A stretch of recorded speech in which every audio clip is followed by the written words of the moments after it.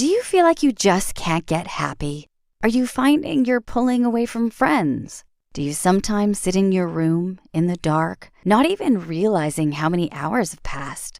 Depression can affect anyone, especially teens. About 20% of all teens experience depression before they reach adulthood. That's a worrying statistic. When singer Willow Smith, Will Smith's daughter, came out and said she suffered with depression, the comments at the bottom of many articles were attacking her, saying, "What have you got to be depressed about?" A lot of people don't understand that mental illnesses don't discriminate between age or circumstance. Often, depression is even more difficult to recognize in young people than adults, because as a teen, you experience so many changes at this stage in your life. But the longer you feel this way, the more likely it's going to disrupt your life and turn into a long-term problem. So Psych2Go shares with you 5 ways to recognize depression.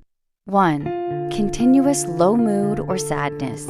Do you often feel very sad and low for a prolonged period of time? If you're feeling this way, things that normally lift your mood won't bring the same joy and happiness. You may feel low or cry for no specific reason. It's a good time to reach out and talk to someone. 2. Being irritable or intolerant of others. Irritability can be missed as a symptom of depression, as you're often stereotyped as moody and irritable already. It's also a very common symptom of depression. Often you'll have a very short temper and snap at people you love for no apparent reason. If you notice a change in your mood, it might be best to discuss it with someone, a parent, a school counselor, doctor, or a friend. Even if you think you're just having a rough time at school, it might not be depression, but talking it out helps to get the whole picture. 3. Showing feelings of helplessness. If you're suffering with depression, you'll feel out of depth, like you aren't in control of your life. You can feel completely helpless and confused. While these feelings are normal as you go through changes in your body and growing up, be aware if this symptom persists for longer than a few weeks. Feelings of unhappiness, worry, guilt, being fearful, helpless, hopeless, or lonely could all be signifying that something more serious is wrong. 4. Increasing social isolation. Do you want to just be left alone? When you're not feeling like yourself and your mood is low, it can lead to social isolation. It can be hard being around people because you feel like you have to act like you normally would.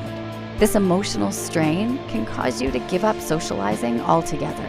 If you notice you're starting to withdraw from people, talk to someone. Even if you feel you're just having difficulties with friends, it may not always be a sign of depression, but dealing with it now can help stop it turning into something more. 5. Little to no enjoyment of things you once liked.